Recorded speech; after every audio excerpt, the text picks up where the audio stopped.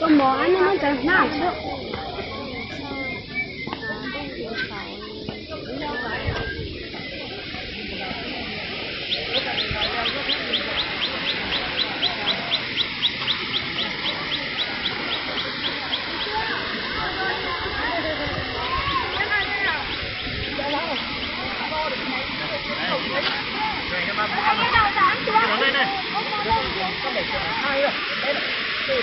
Chỉnh sửa cho nhau tí chứ. Có được không? Chỉ cái là Cái này nó cũng phải sao rồi.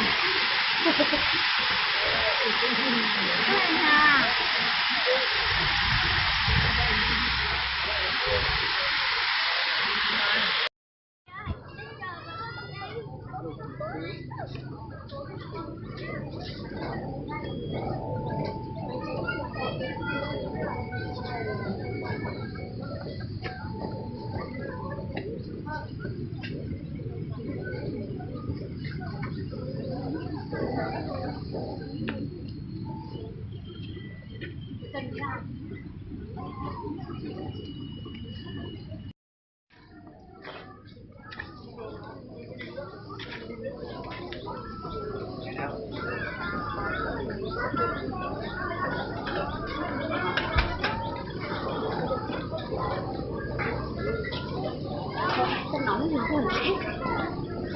để lại.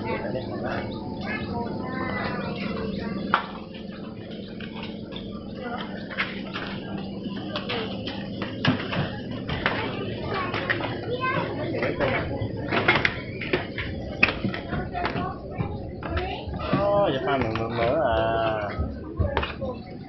Vậy thôi cho nè.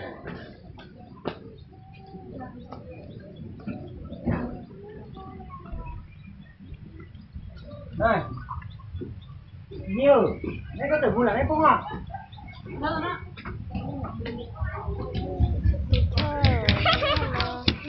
Nó to rồi, nó ít đu nó to rồi, tông ít Mày ơi, đây ngồi đây cùng đi này.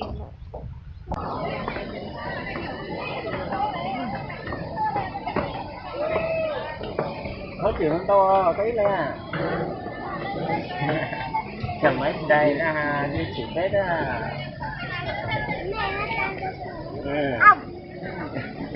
Cái gì cái này? Cái chữ cái này chứ nè.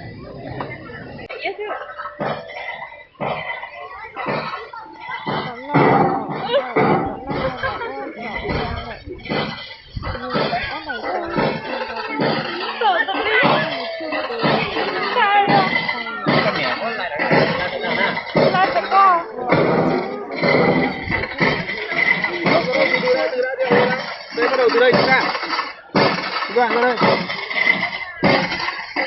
lắm rồi là vỡ đấy bông ơi bông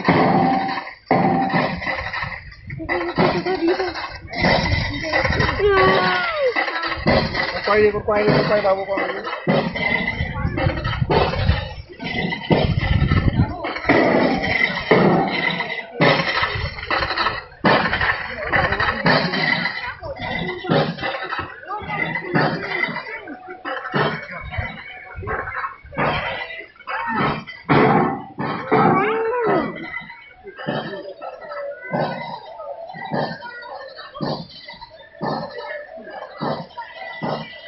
Kamu lagi ini apa kok? Kayak kon.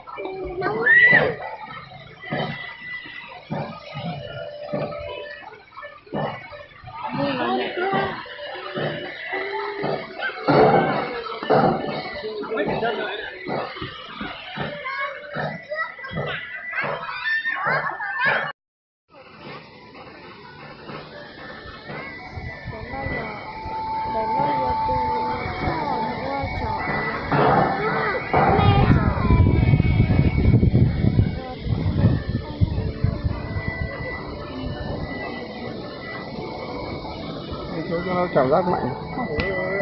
Những cái nhỏ lên xe. Những cái nhỏ đứng lên cái bàn phím của mình này nó quay. Cái đó những cái nhỏ lên xe. Đúng rồi, có cái đấy. Muốn nhất là quan à.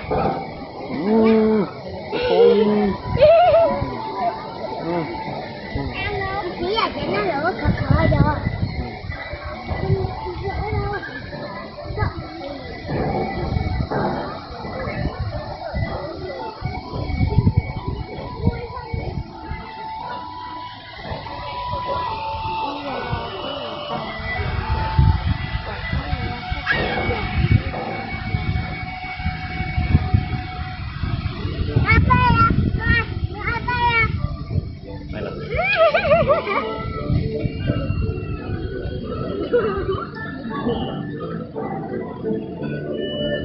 Anh lép đi cà phê.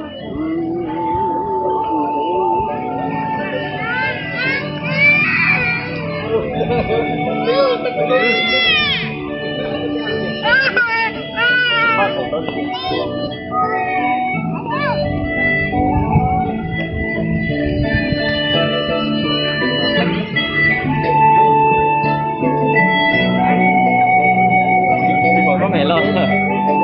Mặt mẹ đỡ gì?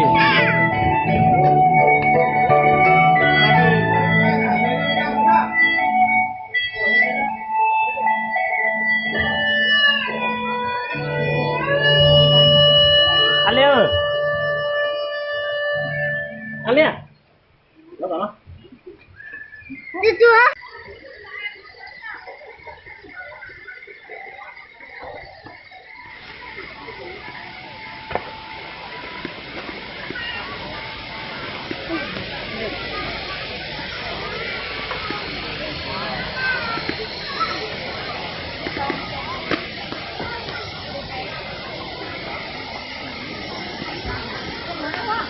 Con bò nó mới cần nào được.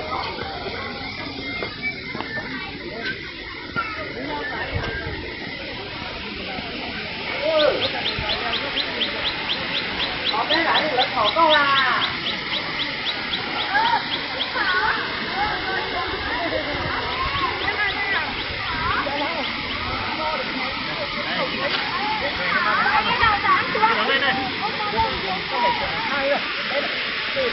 Chỉnh sửa cho nhau tí chứ. Có được mới chỉnh sửa được. Cái này nó em phải khác rồi.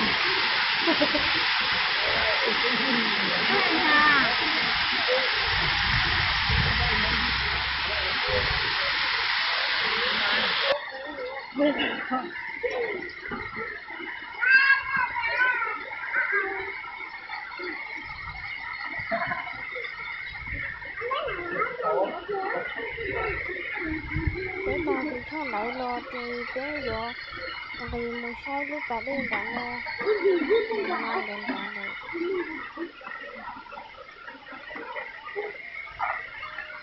cô đã một tông đã rồi rồi thôi cái thằng này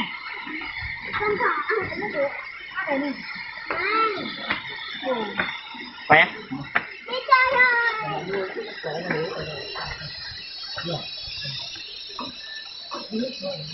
còn nữa này như gì nhiều